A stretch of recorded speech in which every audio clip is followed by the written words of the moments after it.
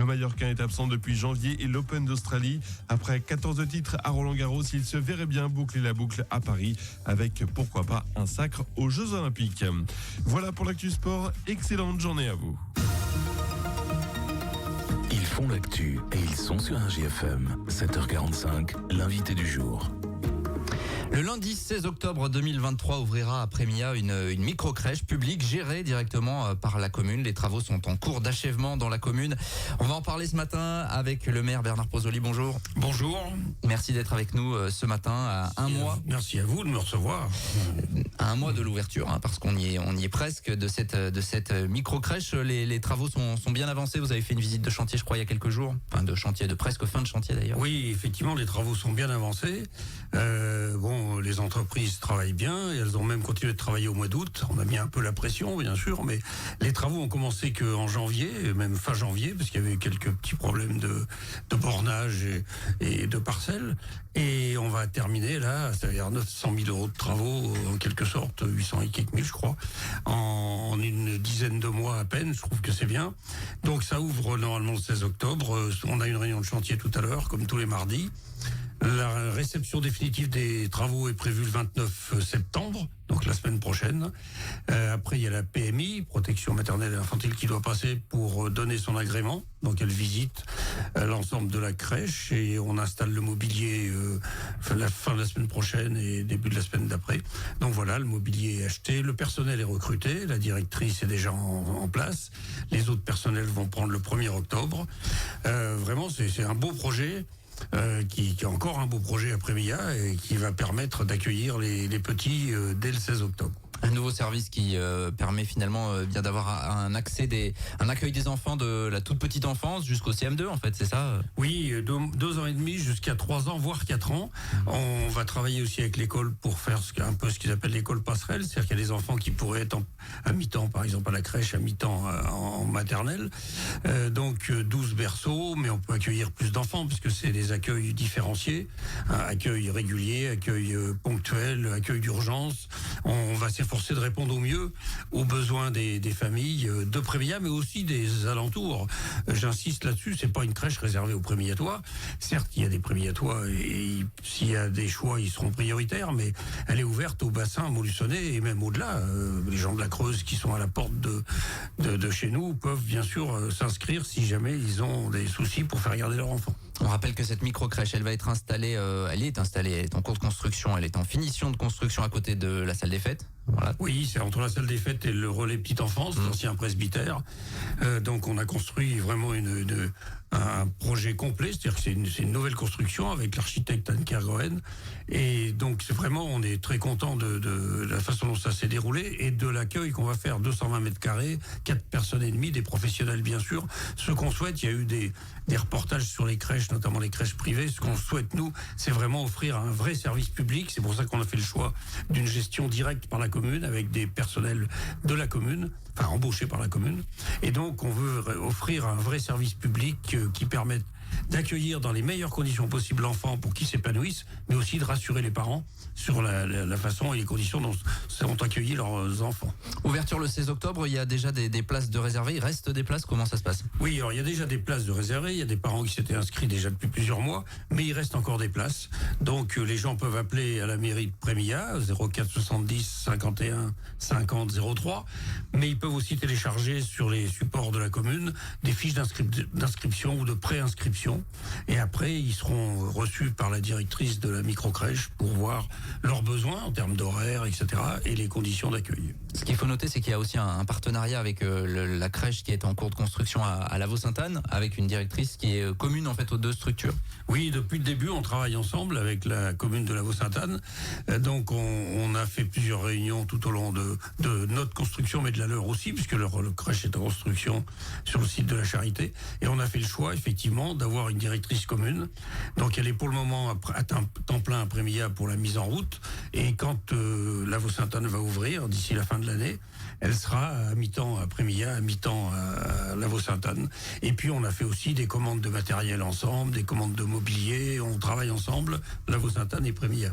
On rappelle que la genèse de cette construction, c'est une sorte, alors c'est pas le terme exact, mais d'appel à projet de la CAF qui en tout cas avait dit il manque des places sur le bassin Montluçonnet.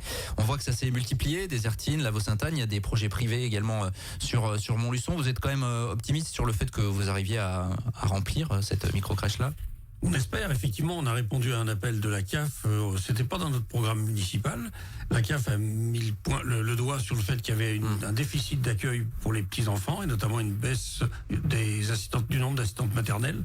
On s'est lancé dans ce projet, la Vaux-Sainte-Anne aussi, mais on l'a fait, donc, comme je disais tout à l'heure, ensemble, Désertines. Ce qui nous a un peu plus surpris, effectivement, c'est le développement de crèches privées que la CAF finance, mais une crèche publique, j'espère, offrira des services plus importants. Aujourd'hui, on a 220 mètres carrés pour 12 berceaux. Je crois que c'est vraiment important par rapport à tout ce qui se fait ailleurs. Et puis, je pense que les parents dans une crèche publique comme nous ne payeront que le reste à charge, puisque la CAF paye directement à la commune la part qui la concerne.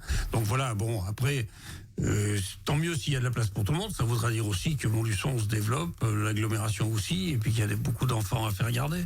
16 octobre en tout cas pour l'ouverture. On rappelle que les dossiers d'inscription sont encore téléchargeables, en tout cas qu'il est encore possible de s'inscrire et c'est pas réservé aux habitants de Prémilla. Voilà, tout à fait.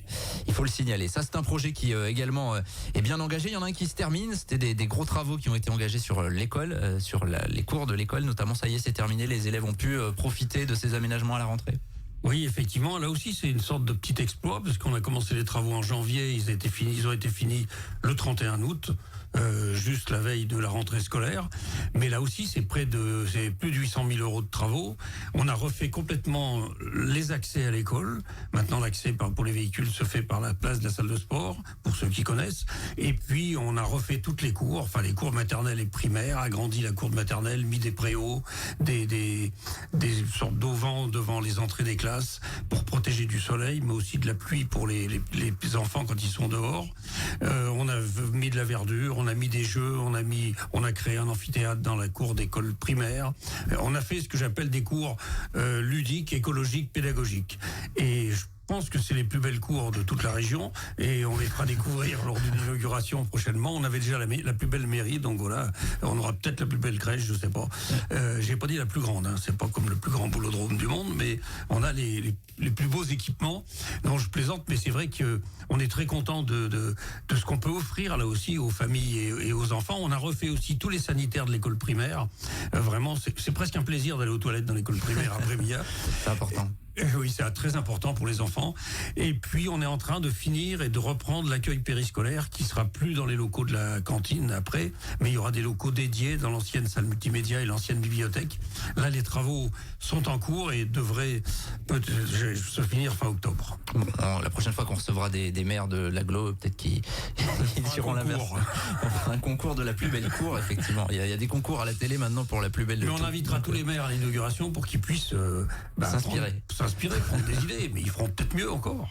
Bien sûr, ça c'est en tout cas c'est des projets qui aboutissent. Où en est-on? Tiens, on en avait parlé un petit peu au printemps, de la réflexion sur l'étang de Sceaux. Il y avait eu une phase de test, d'expérimentation qui avait été menée avec des feux tricolores. Est-ce que c'est quelque chose qui va se généraliser? Alors effectivement, on a fait l'essai au mois de juin. L'essai est vraiment concluant. Tous les retours, quasiment. Il y a quelques personnes qui disent on peut pas rouler aussi vite qu'on voudrait, on peut pas faire ce qu'on veut, mais bon, vraiment les retours sont quasiment tous positifs, des piétons bien sûr, mais aussi des automobilistes qui se rendent compte que c'est pas beaucoup de contraintes et surtout ça sécurise tout le monde, y compris les véhicules. Donc c'est vraiment un bon retour. Donc je pense qu'on va l'officialiser et le généraliser. On est en cours de consultation pour savoir aussi combien ça coûterait, parce qu'il faudra installer des feux permanents. et il faut les alimenter électriquement, ce qui n'est pas le plus simple. Et puis il faut faire une séparation physique sur la route, parce que là on avait fait un essai avec l'aide du conseil départemental qui nous avait prêté C'était provisoire. les structures. Voilà, c'était provisoire. Donc je pense, on va là en parler jeudi dans une réunion des élus, qu'on va pérenniser ceci en 2024, sur le budget 2024. Et puis j'en parlais hier soir avec le président de Montluçon Communauté. On va continuer de travailler à partir de la convention de transfert de gestion qui va être signée prochainement entre la commune d'Aglo et la commune de Préviat, travailler sur l'aménagement de l'étang de Sceaux et notamment sur la future vidange, puisque l'étang de Sceaux pourrait être vidangé l'année prochaine, avec un certain nombre d'actions et de travaux pour améliorer la situation et notamment la qualité de l'eau. Ouais, c'était prévu sur 2024, ça c'est toujours... Oui, c'est toujours dans les tuyaux. On a une réunion début octobre pour commencer à travailler, puisque c'est un gros chantier. Je l'ai piloté moi-même en 2009-2010, au début de mon premier mandat. Faut bien préparer en amont. On vidange pas un étang comme celui-là aussi facilement qu'on peut le penser. Et puis il y a plein de règles autour de la police de l'eau, l'environnement, etc. qu'il faut. Et puis les poissons, parce qu'il faut être en capacité de les récupérer, de les remettre. Donc voilà, tout ça est en route et on va travailler très bien dans les prochaines semaines et prochains mois avec Montluçon Communauté. On rappelle que c'est une obligation, la vidange. C'est une obligation, c'était tous les 10 ans avant, maintenant c'est tous les 15 ans.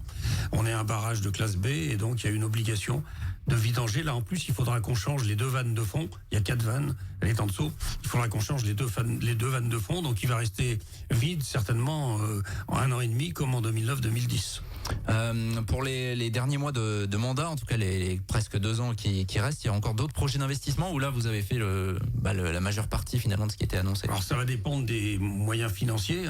Les communes comme les particuliers souffrent de la hausse des coûts de l'énergie, de la baisse des dotations, de la hausse des coûts alimentaires et autres. Donc les budgets sont compliqués à boucler. On a la microcrèche qu'il faut intégrer maintenant dans notre fonctionnement. Qui va coûter en fonctionnement. Il y aura un coût en fonctionnement, il y a un reste à charge pour la commune, mais c'est un service public qu'on offre aux familles.